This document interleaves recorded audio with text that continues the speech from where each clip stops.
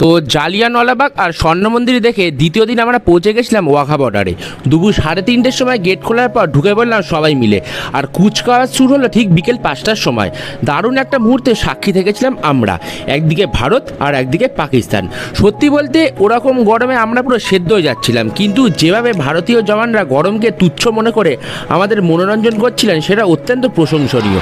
আর মাঝে মাঝে যখন বন্দে মাতরম আর জয় হিন্দ স্লোগান দিচ্ছিলেন তখন গায়ে পুরো কাঁটা দিয়ে উঠছিল।